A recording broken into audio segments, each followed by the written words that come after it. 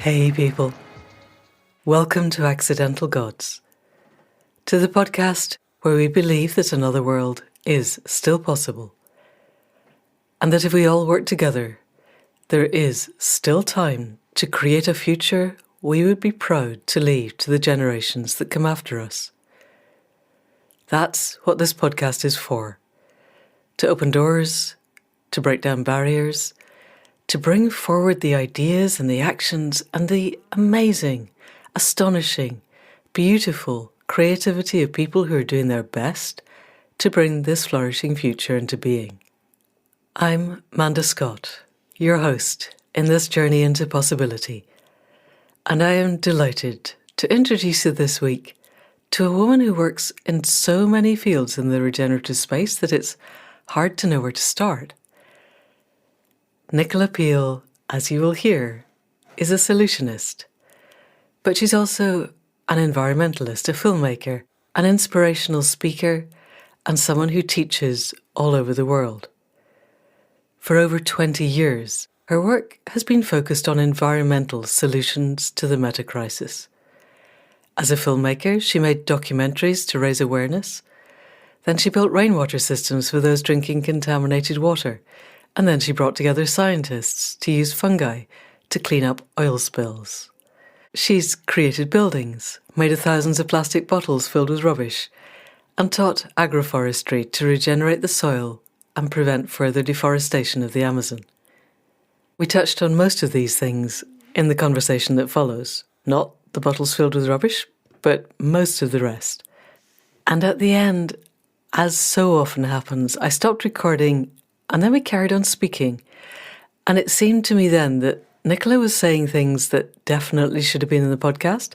So I hit record again and then again. So we'll stitch those two extra bits on at the end for you because I think each of them had something really useful to say, particularly in terms of what we as ordinary people can be doing to join together and to make a difference. So, a slightly longer podcast than usual, but only by a little bit. People of the podcast, please welcome Nicola Peel. So Nicola, welcome to the Accidental Gods podcast. Thank you for fitting in what feels like really quite a busy schedule in your life. Very grateful. So given all that you do, and there seems to be an incredibly widespread to it, what is most alive for you in your work and your life right now? Well, it's great to be here with you. And that's a very good opening question. What is alive? What's alive in me is helping other people feel alive too. And finding that inspiration in us all about, what's our little piece of the jigsaw? Who are we in this amazing tapestry of life? And people at this time are so overwhelmed. And this feeling of overwhelm, which then can lead to apathy or eco-anxiety or a feeling of I'm just one person and I can't really do anything. I can show by example of well, this is just one little person. This is me. And this is what I have done. But then it's also about, well, hey, who are you and what have you done? And the information that I gather, how I can pass that on to the people that I'm speaking with. Brilliant. And you may be just one person, but you seem to me to have done many, many lifetimes worth of things as that one person. And you're described as a solutionist. And my first question with that is, there are two questions, but we'll ask them together. First is, are you the only one in the world? Because I've never met solutionist as a job title before. And second, if you're going to help people find solutions, who defines what you're finding solutions to? Well, that's funny because originally I called myself a solutionologist, which was, funny, but tongue in cheek. And that was because I was working in the Amazon and I was coordinating biologists, geologists, mycologists, and everybody else was an ologist apart from me. Right. And it was well, what do I do? I want to be an ologist. And it's well, my focus here is bringing in the solutions, bringing you all together So therefore, I must be a solutionologist. And, Perfect. it was kind of funny. And then I actually got an email, cease and desist, from a woman in America who claimed to have patented the word solutionologist and told me I was not able to use it. What? So part of me was like, hang on, I hope this is a joke. We need as many solutions focused people as possible. And a friend's son was actually working in patents and trademarks, and he looked into it. And he found out that actually I was the first person in Europe. She'd only registered it in North America. Huh. And that I was the first person using the title solutionologist. So really, she wouldn't have had, a leg to stand on. But then I was speaking at a church one day, and I turned up, and outside was the sign, Nicola Peel, solutionologist. And I had this moment of, that sounds like Scientologist. Yes. And in that moment, I shortened it and was like, actually, it's much easier to be a solutionist. Well done. Yes, yes, because you'd think that someone who decided to send a cease and desist is not actually at heart trying to find solutions for people, because you don't trademark the stuff that's actually going to change the world if you actually want to change the world. But yes, I can see Scientologists, solutionologists, they're kind of in the same. I have synesthesia and they do turn out remarkably similar colours. So yes. Okay, so are you the only solutionist in the world, do we think? I hope not. But possibly the only one who has it actually on their website and their business cards and everything else. Maybe. I do now have people asking me, how do you become a solutionist? Yes, quite. Yes, where's the university course? And my answer is, you need to do 7 really good solutions. Okay. And then you can call yourself a solutionist. That's it. This is brilliant. Okay, but so in our preamble, you were saying you'd just been talking to the NHS about finding solutions. You could be talking to Putin about how to find solutions to win the war in Ukraine. I'm guessing you're not that latter one. So who defines what the questions are to which you are finding the solutions? I don't think people do define the questions to me. I think actually the solutions that come to me are when I have stumbled across a problem that has come in my path, and whatever that may be. I mean, an example, when I was working down in the Amazon at the time, I had no idea that it was where some of the largest oil spills on the planet were. And I look at the spills left behind by Texaco, and there are over 900 pits, about the size of an Olympic-sized swimming pool, each one, left in the Amazon, all overflowing into the streams and rivers. Now, you kind of get overwhelmed when you see a huge toxic waste pit that is just left there because it's a massive problem and people just walk away from it and don't want to look at it. Right. And I was asked many years ago to film at a permaculture course in the States, where a woman stood up with Paul Stamets' book, How Can Mushrooms Save the World? And she started to talk about how mycoremediation, the use of fungi to break down oil spills, was a real possibility. Oh. So I went up to her at the end and said, well, hey, you come with me to the Amazon. I'll show you some oil spills and you tell me whether we can clean these up using mycoremediation. And so that's how I founded the Amazon Mycorenewal Project. Wow. And then brought down this team to look at these massive oil spills and what we could do about it. So, there's an example of here is a huge problem. Do we just turn a blind eye? Or do we look at it and say, okay, what can we do? Yes, we've been able to show on a small scale that there is huge potential using mycoremediation to clean this mess up. Sadly, it is still part of a lawsuit, which actually Chevron, Texaco have lost versus 30,000 indigenous people. They've done a very good job of making sure no one knows about it. And Chevron have just refused to pay and haven't appealed and appealed and appealed. That's the issue there. So on one hand, it was like, okay, let's show that we can clean this up. that nature can do the job. That's what a mushroom does. It breaks down carbon. Oil is a hydrocarbon. So, just to get my head around the Texaco thing, you've demonstrated that it is cleanable, but the funds were needed to get in and do it on the scale that was required, and they're refusing, that their profits were not quite big enough in this last year for them to actually want to do it. Are they afraid of creating a precedent where they might actually be required to clear up everything that they've made? Absolutely. They don't want to admit, so which is why they have kept appealing, because, as far as they're concerned, they paid off the government and they're out of there. Aha. All right, but now there's a new government. Haha, doesn't work like that, guys.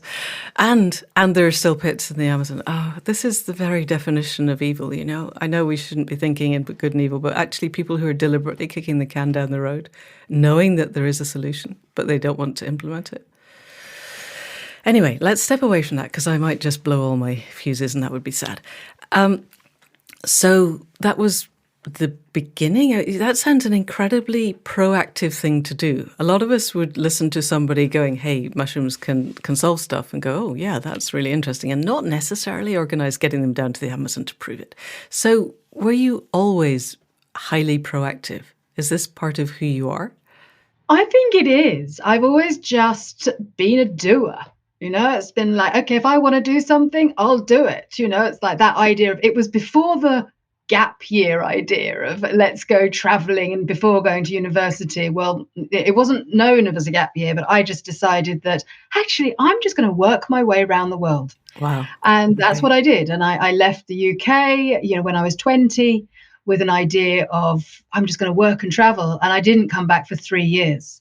Okay. And that was my education. That was the university of life. In the end, I did not go to university, which is quite interesting because I now lecture at universities and I never went. And I'm always asked by students, what did you read? Right. It's on my bookshelf.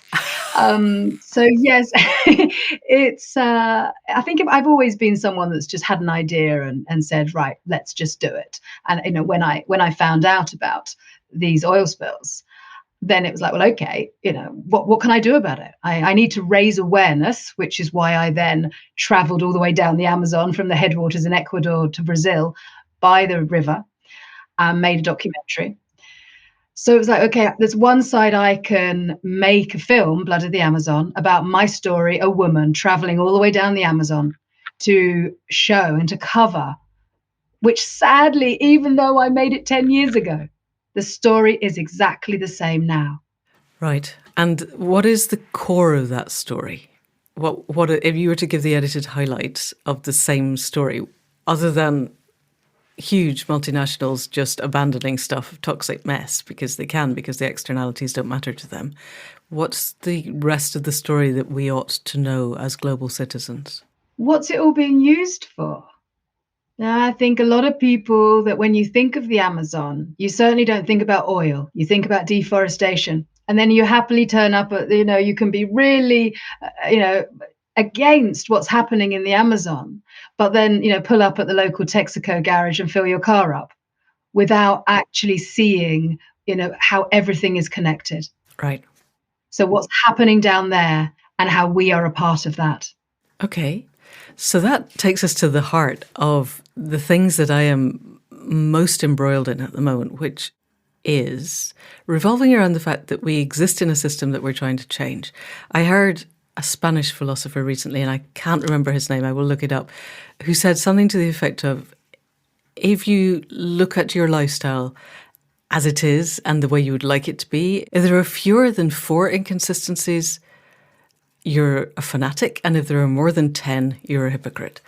And between those two, you're probably doing okay. And leaving aside that the numbers don't really matter, have you, in your solutions space, thought forward to how we step out of the system in which we swim in ways that do not leave everybody in it destitute? Because we need not to be filling up with Texaco. But last time I listened to Simon Michaud, he pointed out that if every car in Europe became an electric vehicle, it would take 16,000 years to mine all the lithium. And there just isn't. The materials flow isn't there. It's not about switching off the Texaco and switching on this amazing new renewable stuff that we're going to get. That's just not going to happen. Have you thought ways through, and can you highlight the bits that we need to know? Absolutely. I totally agree. It is not about changing from fossil fuel cars to electric cars and everybody, rushing around in their own private car. Not everybody, let's say really, there's only a tiny, tiny percentage of this planet that will ever own their own car.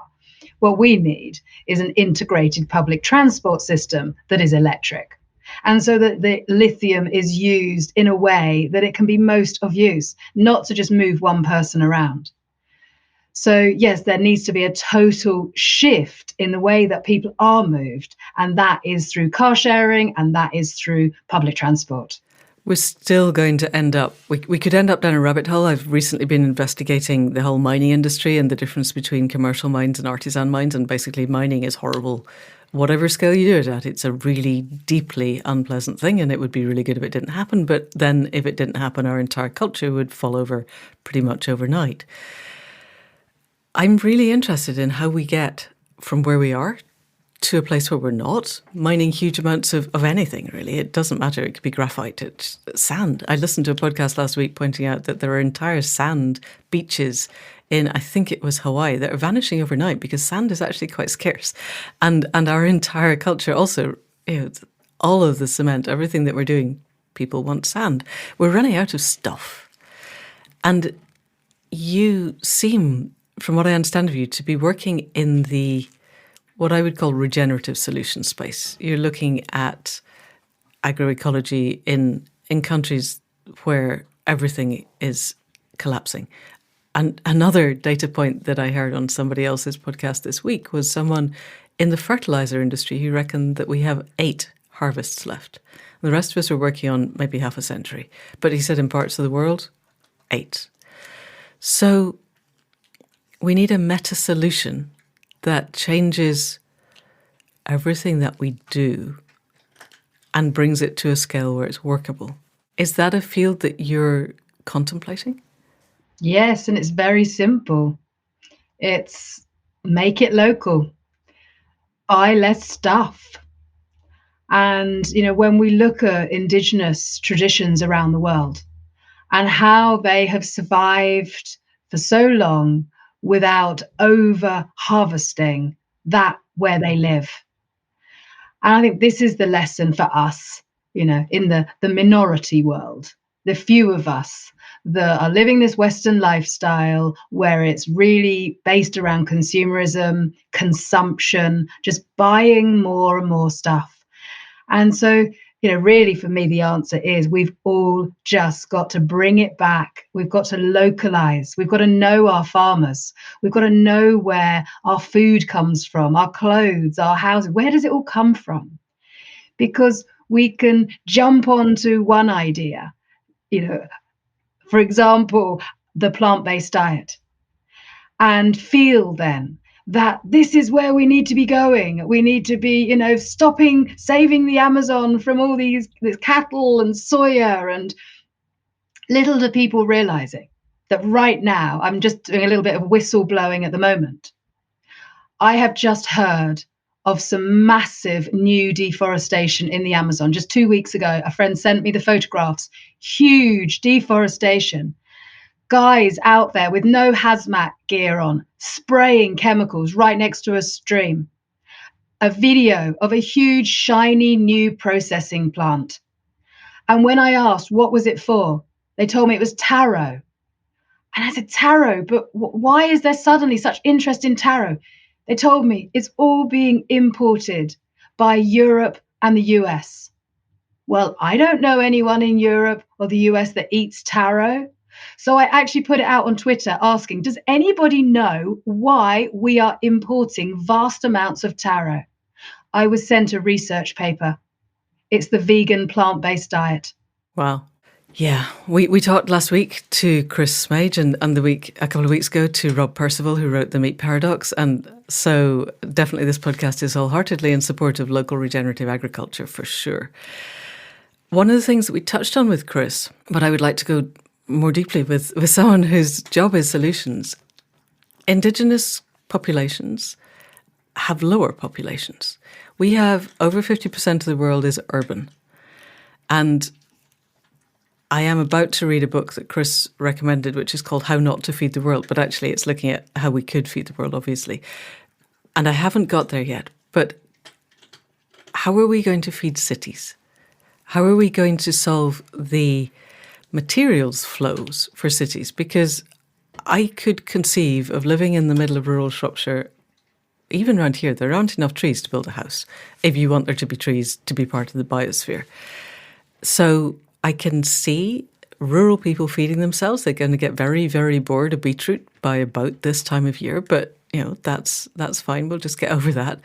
We are trying to live off the beans that we grew last summer, and I'm getting quite tired of beans, but I think we'll get through. But I would struggle to clothe us and to construct houses, and we would definitely struggle to power anything like the lifestyle that we have at the moment. So how do you see that working in a way that isn't leaving cities to starve?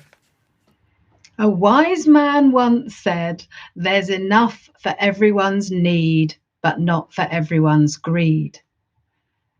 We have so much waste. We have so much food waste right now. So the way that we're looking at it, it's a total paradigm shift in as we move forward. We're not going to carry on eating the same kind of food, especially this over-processed food. So part of it's going to be us simplifying our diet. And textiles, the UK that used to have a country full of mills for wool, now there's not. We have sheep all over our landscape, and we are not using wool. Okay, and picking up one of the other threads in my notes, more specifically, it does seem to me that as we move towards an agroecological base in the UK, is it not the case that we need to reduce the sheep flock while probably maintaining the regenerative pasture-fed beef numbers at about the same? And clearly we're all agreed, I would hope, on this podcast that industrial agriculture has to stop. I read a beautiful blog post the other day saying we just need to hospice industrial agriculture quietly, kind of put it to bed, let it die, bury it very nicely, never go back to it.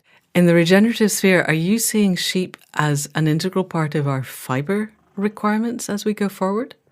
Yes, I think we definitely need animals in the landscape, and we definitely need to become, more sufficient with our own wool. So yes, I think we definitely need to have sheep, but we need to limit where they are.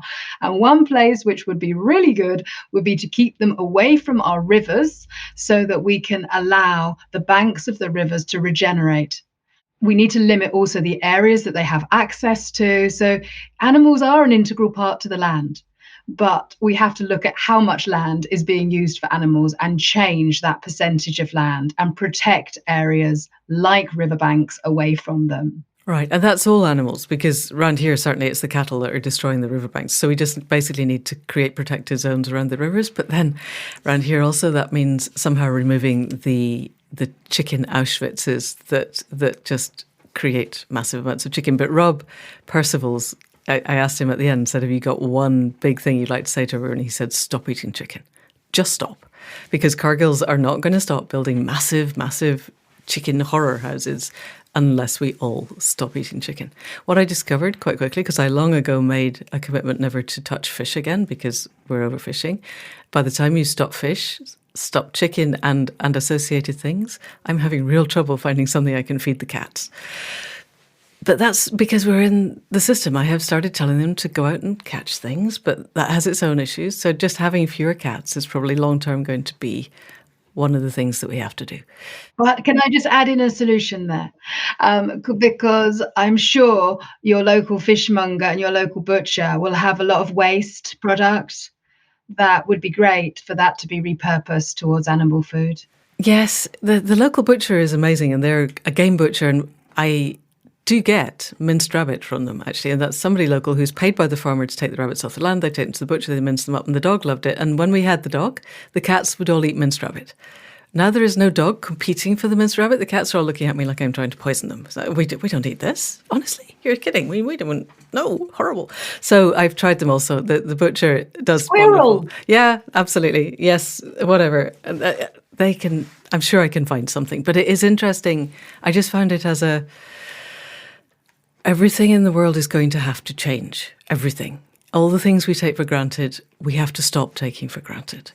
And it's a mindset as much as anything else, and stop dreaming forward to what are the next cats going to look like, because there probably won't be any next cats, or if there are, they'll be the ones that really are keeping the rat population down, and thereby I've never met a cat that actually ate a rat, I have to say, but they were quite good at keeping the numbers down. Before we just move on from pets, Yes. I did just want to add something in, which I was quite shocked to read recently about the impact of dogs. And, we know that there's an issue with the food, but also what's been found now is there's an issue with the rivers. Yes. Because people put the flea and the tick stuff on them, and then they go swimming in the rivers, and now dragonflies are disappearing, and the chemicals, which are these insecticides that are being put on dogs, so we really have got to be aware of, the impact of our pets on the landscape as well. Yes, our local vet stopped selling the drop-ons for exactly that reason. Right. We're not going to be part of that. I don't know how common that is, but it does seem to be. There is a veterinary awareness. A bit. So, we're more or less on top of regenerative agriculture in the UK on the podcast. What we haven't explored at any level is how this is being applied in the countries that, frankly, the global north has trashed and then walked away from. And presumably the agribusiness companies are still trying to mine for every available dollar. And you seem to be bringing your solutionist ideas to a lot of the areas that are otherwise being ignored, the great big pools of oil, which just still upsets me so much. The fact that they exist and that Texaco is stopping things happening. Honestly. You see, Shell reckons it's a really nice oil company. They could go in and do it for Texaco. Be fine. Anyway, leaving that aside, what are you seeing and doing in countries where regenerative agriculture isn't the latest cool thing to hit Farmers Weekly? Well, in 2016, I was contacted by a small charity called Rainforest Saver, and they had been working in Honduras and Cameroon with a form of agroforestry called Inga alley cropping, and we're using one plant tree called Inga edulis, or the local people know it as guava. So this form of agroforestry is we put in alleys which are 4 meters wide, a meter between trees. And the whole idea is how we can regenerate soil and prevent further deforestation. So in places like the Amazon and tropics, there's such a thin layer of soil, and you cut the trees down, you burn it, along comes the rain, which then washes it all into the rivers. And the land then becomes so impoverished that they grow for 2 or 3 years. They run cattle on it, which compacts the land. Then they can never grow anything. So then they're driven to cut down more forest. And this is the cycle of slash and burn around the tropical world. So that's how I kind of saw this as one of the solutions. If we can help prevent tropical deforestation by regenerating soil, which was why I started the first regenerative project in the Ecuadorian Amazon, working with this form of agroforestry. So it's been very exciting. And now we are just having absolutely amazing results. And all of a sudden I have a huge amount of interest and lots of PhDs and lots of students and lots of people going down to cover what we're doing. So tell us a little bit more about how this works. The plant, Inga something, I'll need to get you to spell that for the transcript, but we'll do that after. What is it about it that makes it the thing that you're doing? And is that what's in the alleys, or is that what's forming the alleys? Give us a kind of word picture of what this actually looks like if we were to walk on into one of these areas. Yeah. Well, to start with, you think monoculture. It is all Inga edulis. The alleys are made from these trees. And why we use these trees is because they are such a miracle tree at doing their job. They're nitrogen fixers, they grow really fast, they natively grow, and they have large leaves.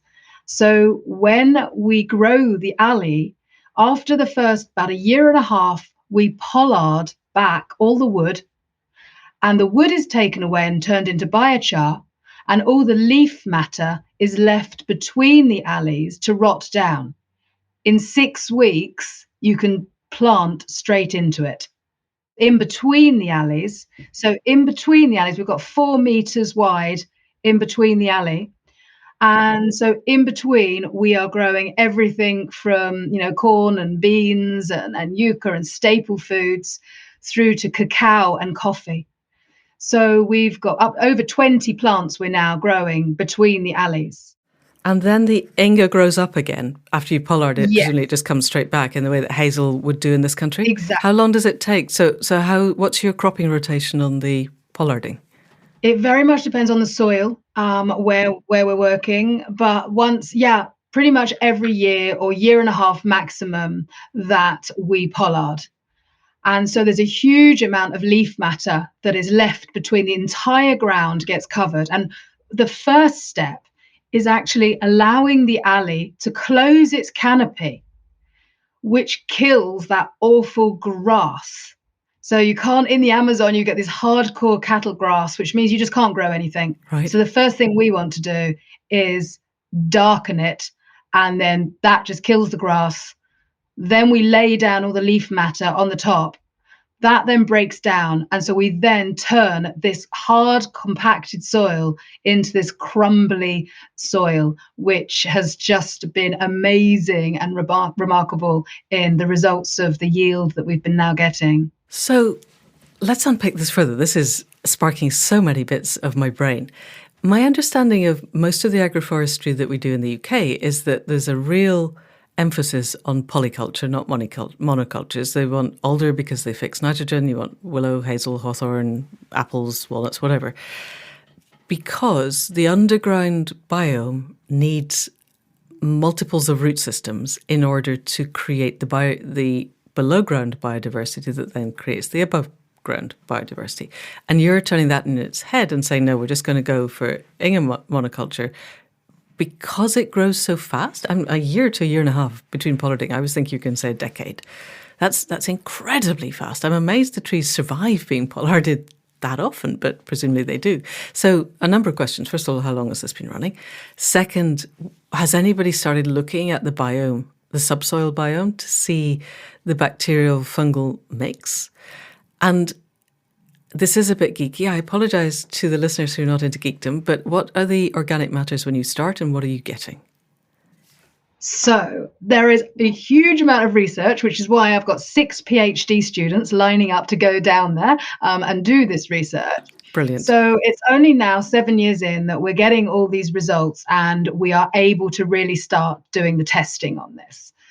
What I'm really interested in is different forms of Inga. Now, Mike Hans is the guy that did the most research into what plants in tropical locations are best for this.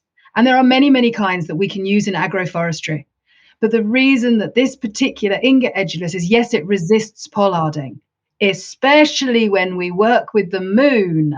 So we've done our studies and the jury's in, and it definitely makes a difference when we pollard with the moon. Which bit of the moon? So full moon, new moon? Around full moon, yes. So this has a really big leaves as well. So the bigger the leaf size, the more biomass that we've got. So there's a lot of other nitrogen fixers that have tiny leaves. We need leaf mass. We need it to be resistant to pollarding.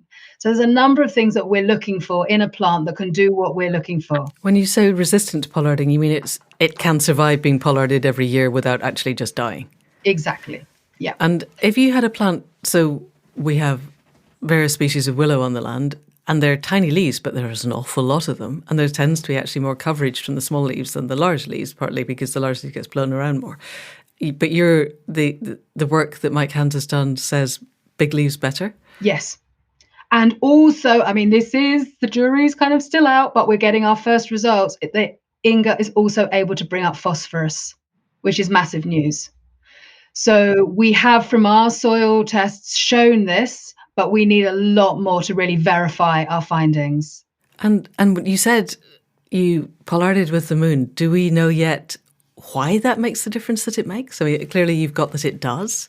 What difference does it make? And do we have an idea of the mechanism? Well, I think it's to do with there's more moisture in the plant, which means that it's more open to fungal attack. So it will rot. When the moon is low, there's more moisture. Or when the moon is high, there's more moisture. When the moon is full, which is one of the anecdotes I heard many years ago, don't go camping under a tree on full moon, because that is when they're most likely to drop their branches. Okay. Because they are full of water, so they are heavier. Right. So if they have any weakness, okay. So, remembering that and bringing that to now working in very wet conditions. Right. It's like, well, okay, if these trees are going to be very full of water. So, yeah. We don't know. Nobody really knows. But Jose, who's the guy that I work with in the Amazon, I was like, okay, Jose, I just need you to really look into this as to seeing if we're noticing a difference. And he's convinced, absolutely, it makes a difference. He doesn't need to know why. He's just seen it with his own eyes. And so we're just following on pollarding with the moon. Brilliant. And so one of the arguments that happens in some of the niche spaces that I inhabit about regenerative agriculture, the people saying this is amazing, it sequesters carbon, it helps water retention in the soil, it increases the biome and therefore biodiversity. And the naysayers are saying, yeah, but there's a limit to how much soil you can grow. There's a finite amount. And I'm remembering back to many years ago, reading a description, I think in Patrice Mallodoma's Sommet, but it may not have been, where you could a tall warrior could put his arm into the earth in Africa and just go down through soft topsoil and never hit the subsoil. And nowadays you can't even put all your fingers in before you hit the subsoil. And my feeling is there is no height limit to how much soil we could build. So my first question is, why is the soil layer so thin? Is this because it's been deforested and the cattle have been put on? And then how much soil depth do you think you can get? Well, just in tropical locations, the roots are quite shallow, and it's all really kind of held in the structure of the trees there. As far as growing soil, what we are seeing is that after every pollarding, the soil is, the compost matter. It's obviously not the soil; it is the compost matter that's increasing, and it's getting deeper. And it correlates with the deeper that our mulch is getting, the higher is the yield. So we are definitely noticing that as time goes by, there's more nutrients, and part of this being also the kind of the mycorrhizal network, which is really good with the Inga tree as well. So it's sharing. Not only is it fixing the nitrogen, but whatever is growing in between the alleys is not only is it increasing yield, but one of our really, really exciting findings is, I might go down in history for this, it could be a big one, about saving chocolate. I kid you not. Oh, really? Okay. I think I have someone at home who'd be really keen on that. Tell me why is chocolate under threat? And then how are you saving it? So chocolate has cacao came from the Amazon, and it grew amongst the forest. And we've taken it out. We've turned it into a massive monoculture, and it doesn't like it. And it's got very weak, and it is really under fungal attack. There's something fungal pod rot, which just rot, basically after the flower starts to form, these tiny little pods then rot and fall off. They go black. They can't be harvested. All the people can do is to spray fungicide, which is why you want to eat organic chocolate. So they get highly sprayed with fungicide until the people can't afford to buy the fungicide anymore. Then they abandon their plantations. And then they go and cut down more forest, plant more cacao, which then gets fungal pod rot, And in the end, they abandon it. Oh, So Lord. many farmers are just abandoning growing cacao. And it's like, well, hang on, if the world knew about this, that we are seriously at a place where if this fungus keeps on attacking cacao, there ain't no more No more chocolate. chocolate. Catastrophe. Yeah, they might actually start taking Texaco to court. Yeah. So it was an accidental finding that Jose called me up one day and he said, I've just been at one of our farmers that has an old cacao plantation right next to one of our Inga alleys. And all of the cacao next to our alley is free from pod rot. Wow. So I was like, okay, let's not get excited about this. This might be a total coincidence. Jose, you need to go out and find another farmer that also has cacao next to our alleys and call me straight away. And he was like, yeah, it's the same thing. Whoa. Okay. So it was like, okay, we could be onto something here because this form of agroforestry, all it needs is a machete and a seed. There's no agrochemicals needed. There's no inputs that's needed. And for a way to help people, get out of the use of agrochemicals, Right. and also show how the cacao industry can be transformed. So we contacted Reading University, who have the largest cacao department. And of course, they're super excited. They sent down a master's student to have a look at our soil.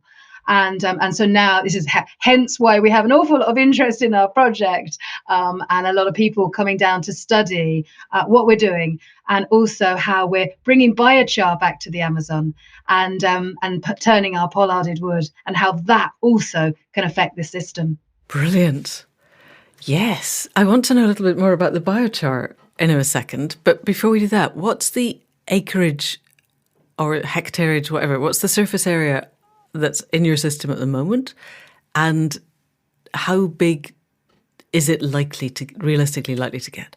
Well, at the moment, we have 80 farmers, and let's say most of them are around a hectare each of their land that they've got their first alleys in.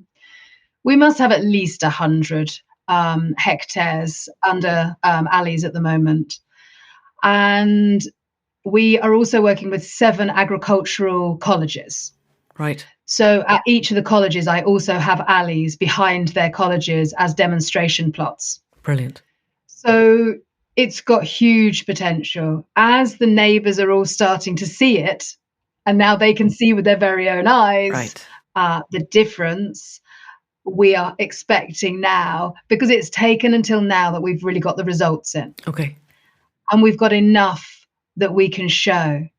So yeah, obviously we're at a place now, we just want it to expand, but we also need more money for more Jose's to be able to teach more people. Yes. And so are the governments, obviously there's just recently been a change of government in Brazil, and I'm guessing that the incoming government is more interested in this than the outgoing government.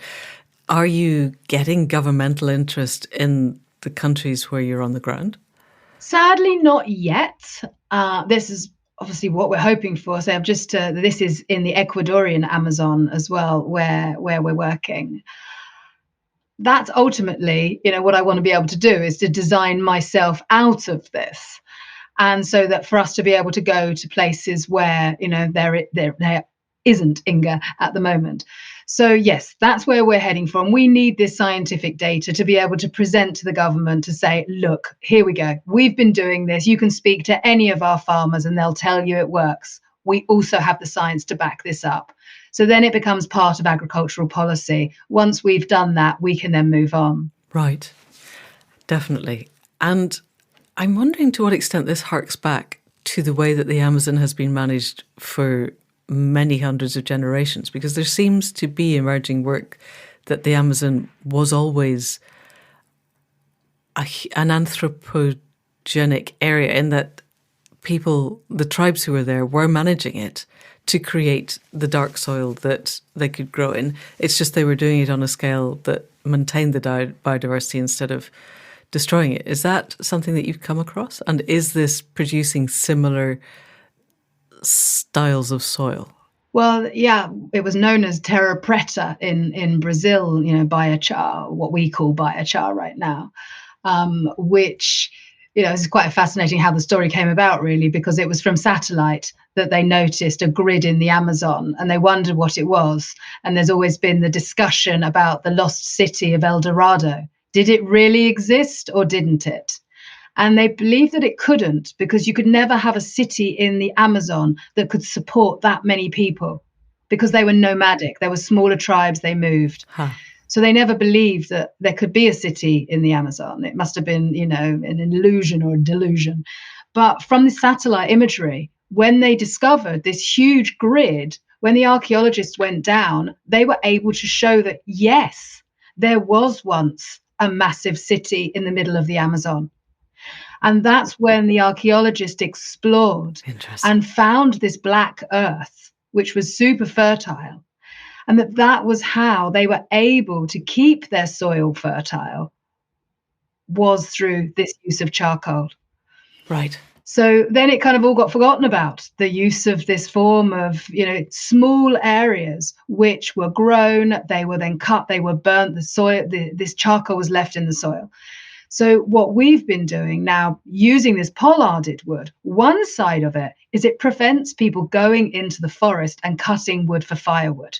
Okay.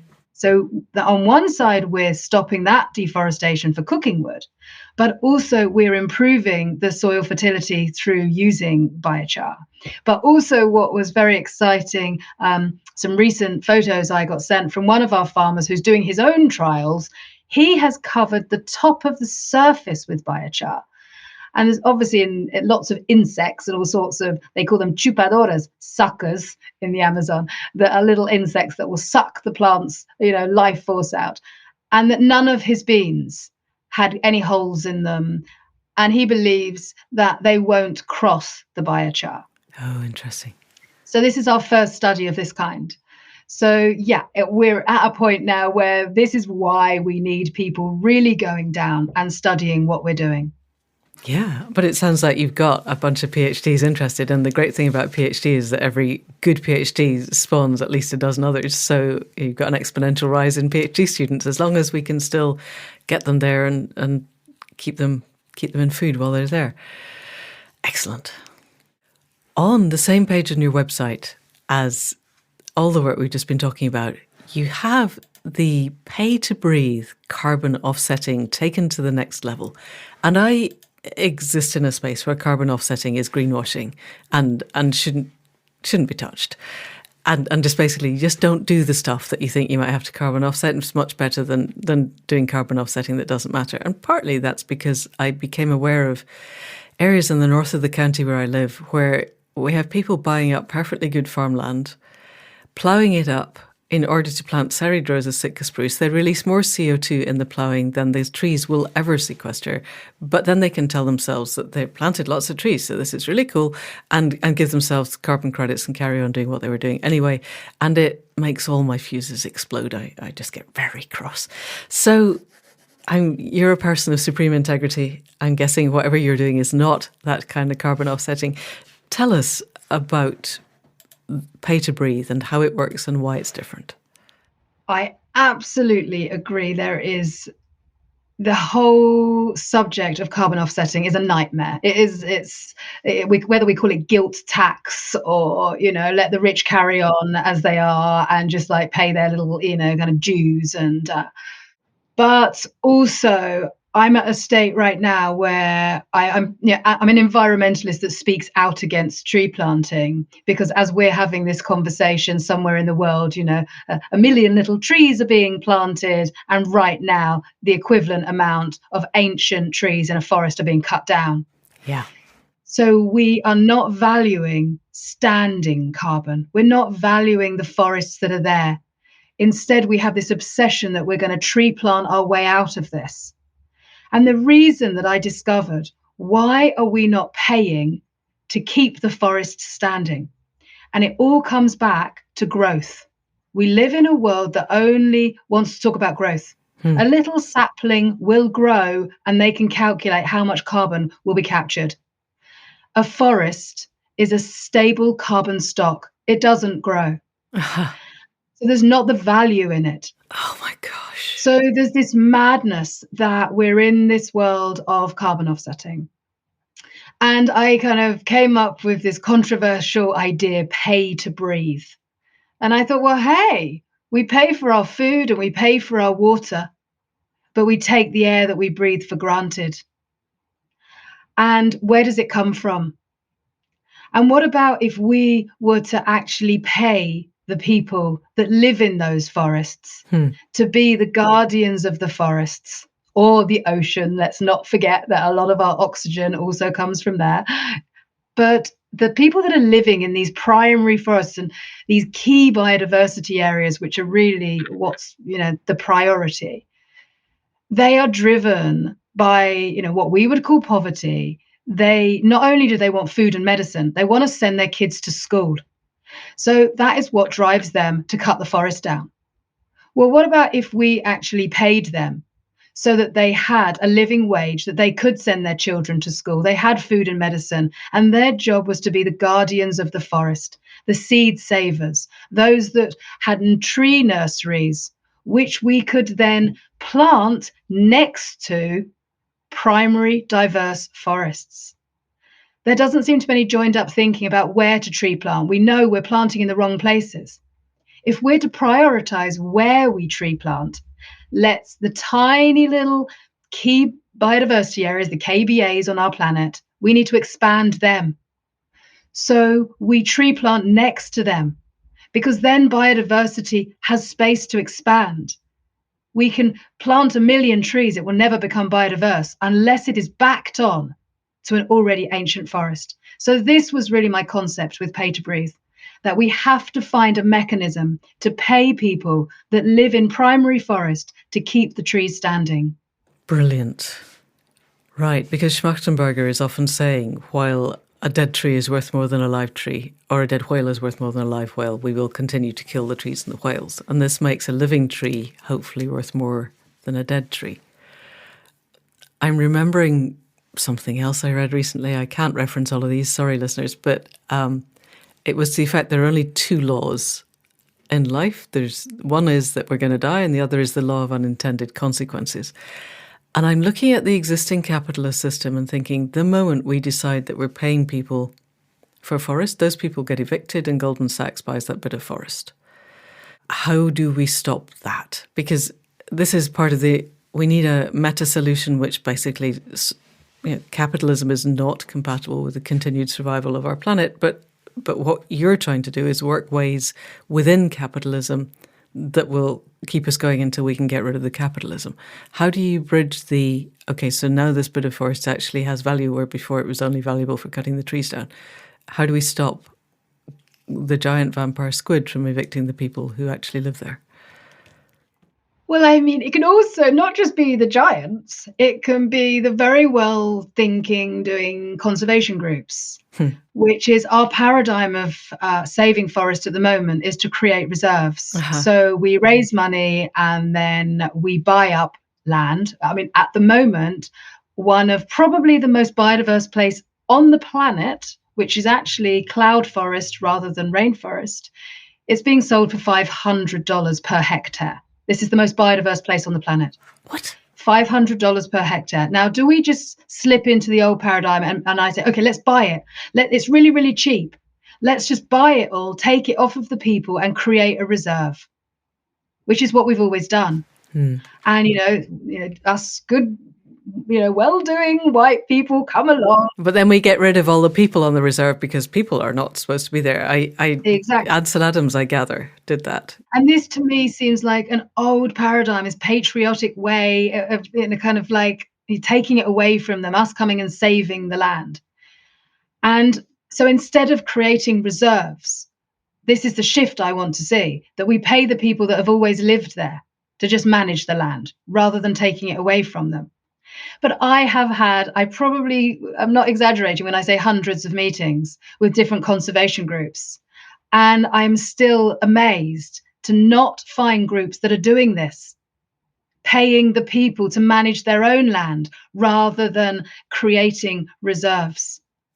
And why, other than patriarchy and colonial mindsets, are they afraid that you pay family A and they are then targeted by, I don't know, the local guerrilla organization that comes in and has somehow then just takes all their money? Is this you just created an extortion vehicle? Is that what they're worried about, or is there something more insidious?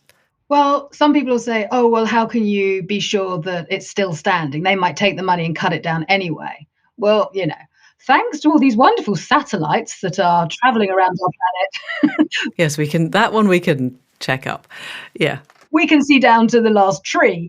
And once they realize that, you cut the trees down, you don't get your payments anymore, we can see Big Brother can watch you from satellite, and we know if you're cutting the trees down. Okay. So, that argument of they could take the money and then cut it down, that's really kind of not really founded. My real concern is that, like you mentioned earlier, what's going to happen is that people are going to start buying this land off of them now. I mean, if I was thinking like this, I would go and buy this for $500 a hectare, knowing that in 10 years, I'm going to make a lot of money through the carbon offset market. Yes, exactly. So we know that there is a huge potential with this market absolutely doing that. In fact, countries like Ecuador are not even open to the carbon market. Because of this? Because they want to find a way of making sure that the government keeps the money and it doesn't go to the people. Oh, right. Not protecting the people from extortion, but just providing their own version of the extortion. Oh, God. So I think that we just have to really, for me anyway, I see both sides of the carbon market. I don't like it on one side, but right now I see there's a lot of money in this market that needs to be transferred to where it can do most good. And, that is highly controversial within itself. But it feels like we have to just work right now with the system. We can carry on talking about, the best way to do it for another 10 years. I hear the sound of chainsaws in my mind. I am so aware of the forest that is cut. We have to find a way sooner rather than later to protect this forest before it's all too late. So if using the capitalist market, which is there as a way to save forest, well, maybe we do have to look at this. Okay, and then we're basically defining air as a global commons, which would be a really interesting thing to do, because the seas used to be a global commons. Everything.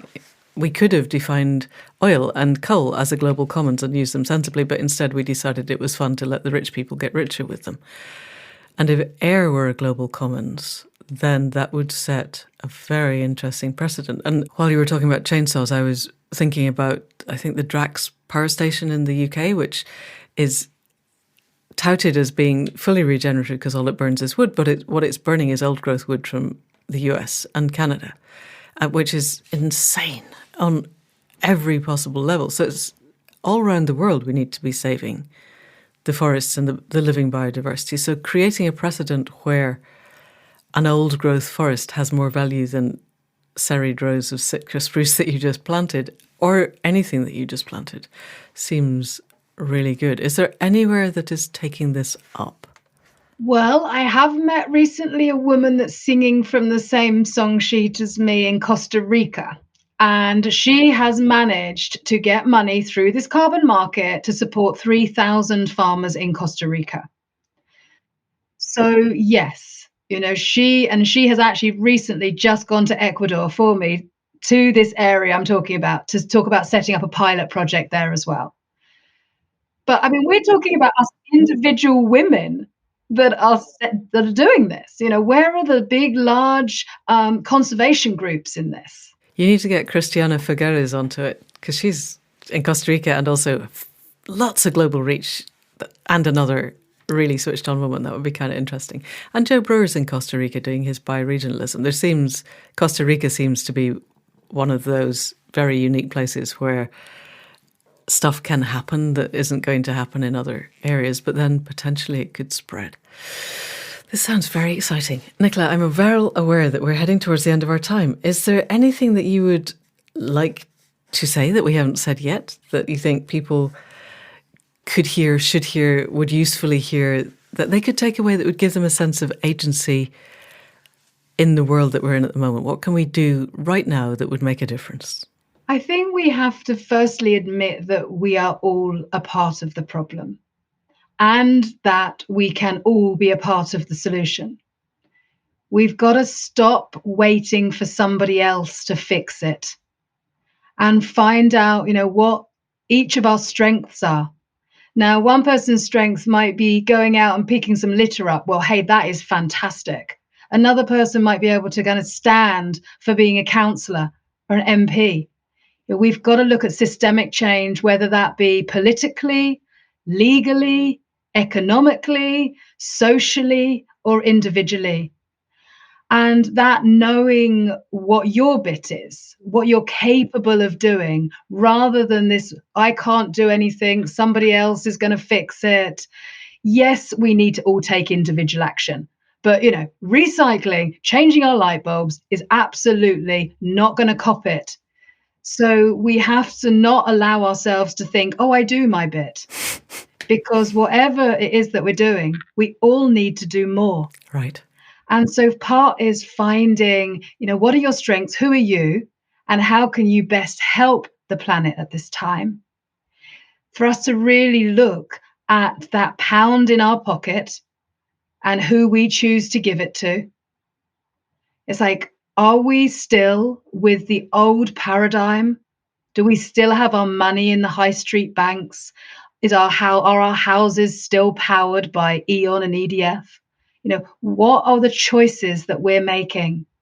And I think that then kind of brings it back into, our own sovereignty of the actions that we take, and knowing that, when we all work together, so much more can be achieved. Yay. Perfect. That's an extremely good, thoughtful and useful note to end on. Thank you. Nicola Peel, Solutionist, thank you so much for coming onto the Accidental Gods podcast.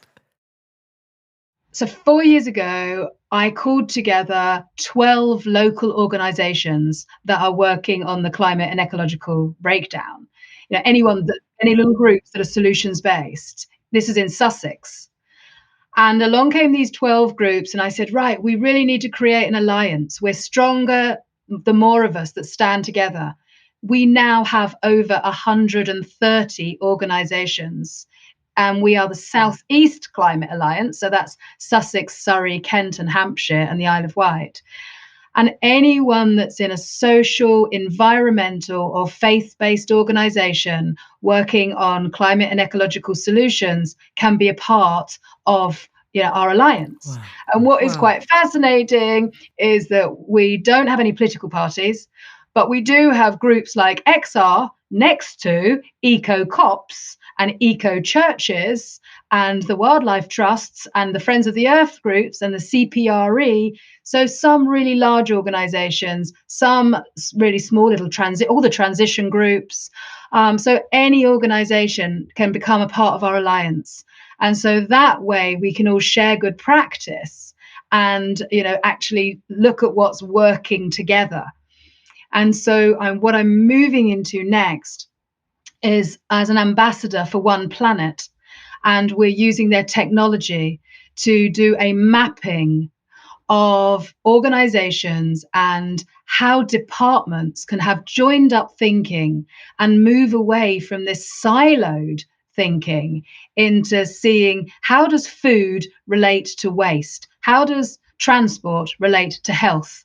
And we create this incredible mapping thanks to the One Planet technology, which is an offshoot from Bioregional. So that's also what I'm working on here. Is that with Puran Desai? Yeah, I'm going for dinner with Puran tonight. All right. I'm talking to him in the next podcast. So we will find out all about that in the next podcast. That was solid gold. I'm really glad I hit the record button as you started talking, because we're going to slide that in. Guys, this was after the end of the podcast, but it's well worth having got. So people in the Southeast, so what we need to do then is create a Southwest and a Northwest and a Northeast and an East Midlands and a West Midlands variants of these and then bring them all together. Yeah. And so that's what Nikki Scott came up, Yuli's partner. So it was Nikki Scott, I think, that told you about me. Yes, it was. So Nikki came up when he heard about the Southeast Climate Alliance, and he was like, yeah, we need to have a Southwest Alliance, do what you're doing. But, Nikki's just too busy, couldn't have it. I also was asked in Wales. I went and spoke in Wales. I spoke at CAT for Zero Carbon Britain on that whole idea of we need to have local bioregions coming together and creating alliances together. So, yeah, I've been spinning that plate too. And So if anybody in any of the local regions is listening and wants to start that up, because it seems to me we need an umbrella of the umbrellas also. Lots of people are in their silos and we're not all talking together, but we all have limited time and we don't have endless time for yet another layer of Zoom calls. But at some level, we need to be bringing all the people who are thinking of the solutions into a space where we can break out of our silos and think more deeply. Is that happening that you're aware of? Well, I think this is really helping with the Alliance and with One Planet, is showing that interconnectivity rather than reinventing the wheel. So actually, if a new group is setting up a climate hub on a high street, for instance, how they can all share good practice. Right.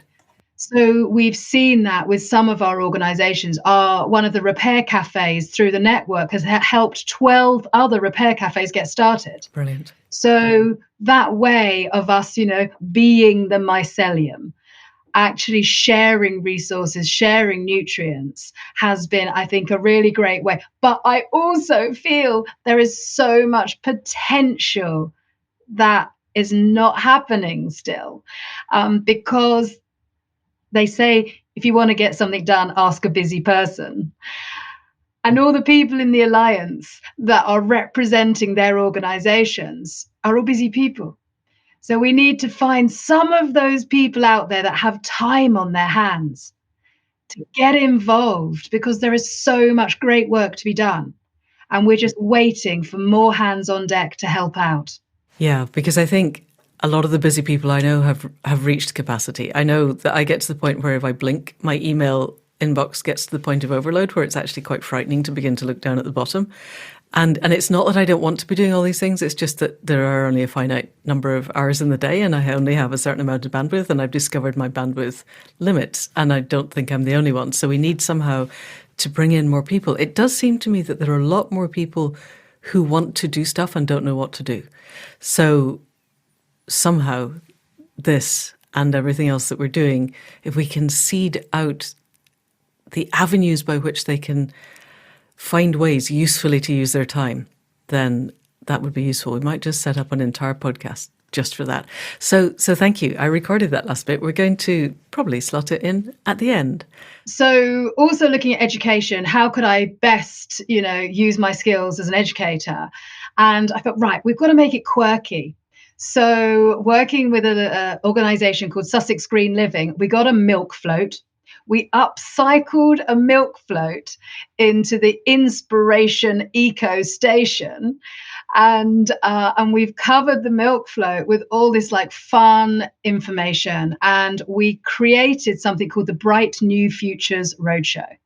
And we're asked to go to schools and for colleges and to events and to, all sorts of places, because the float is the education itself. People stop and look at it. They come over, they start to engage. We're all solutions based when we're talking about what can be done. And the big question is, well, what does a thriving community look like? We've got a checklist. Does your community have this? Oh, right. So tell us what sort of things are on your checklist. Do you have a repair cafe? Do you have a sharing? Do you do tool sharing? Do you have food sharing? Do you have a community orchard? Do you have community gardens? Do you have a local community hub? How much are you sharing? Are you carpooling? Do you have a car share? All of the good stuff that we want to see village by village having. So we're empowering parish councils to have this checklist and local community groups to know, what does a thriving future look like? Yeah. So, yeah, that's another one of the ways that we can use education. And if you had that list, I could put it in the show notes and then people could take it out and print it and start in their local community. I also heard recently of somewhere over in your area, I won't say exactly where because I don't think it's set up yet, but the idea is that the parish council moves onto a flat pack democracy model. So nobody's in a party, you just elect people, but they are then the executive who is there to implement the decisions made by a citizens' assembly. The parish council isn't going to be making the decisions of what to do. The Citizens' Assembly is going to make the decisions, and then the Parish Council works out how to do it, and if necessary, they bring people in, which strikes me, I think that's what governance is for, and that we should be doing that at every level of governance, and I have an entire structure worked out of how to make that happen. It's in an article I just wrote for Permaculture magazine. It'll be out sometime soon. So that kind of thing, the South East seems to be really becoming a hub of innovative, exciting, different, applicable now concepts, because it's very easy to have the ideas of how things should look when we've got it all right. But if we don't start making the transition now, it won't ever get to being all right. So really exciting. Fantastic. Okay, for the third time, I'm going to stop recording. Okay, this time that definitely is it. No more extra bits from Nicola. But wasn't that grand? So many different things. So much that one person can do to make a difference. And what she said near the end, near the first time that we stopped, that there's a duality now between thinking we've done our bit and we can relax and basically coast along with business as usual, or thinking that there's too much to do and one person can't do it and it's better not even to try because it's going to be too distressing to knock our heads against the system. And somewhere in the middle is the way where each of us takes action and then we join with other people taking action. And yes, definitely, find out what you're good at. Find out what really inspires you and leaves you wanting to go back and go back and go back. But also the small things. If you're still banking with one of the big banks, then please don't. Change. Go to Triodos in the UK, or Starling or Mondio, or one of the ones that isn't an investment bank. Or go to a credit union. Go to something where your money is not exerting power that's supporting the existing system, and particularly where you're not putting your money into a bank that is funding the fossil fuel industry. Really, we need to stop that. And then, as we've said so often, what are we eating? What media are we consuming? I think now, if we're still paying for newspapers and still watching television, just stop. There are so many good podcasts out there. You don't have to watch TV. You could listen to podcasts.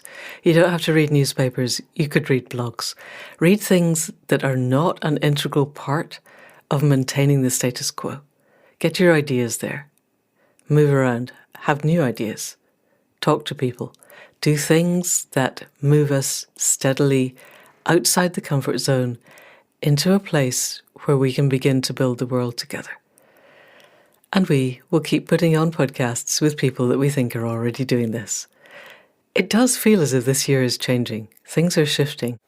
Nobody that I've spoken to recently thinks the existing system is working anymore. I'm sure there are people out there who do, but there are fewer of them.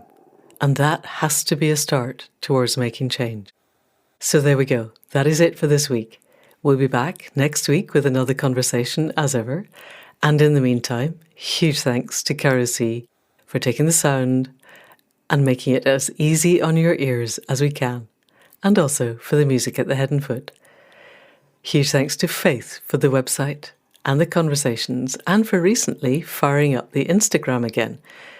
Instagram at Accidental Gods.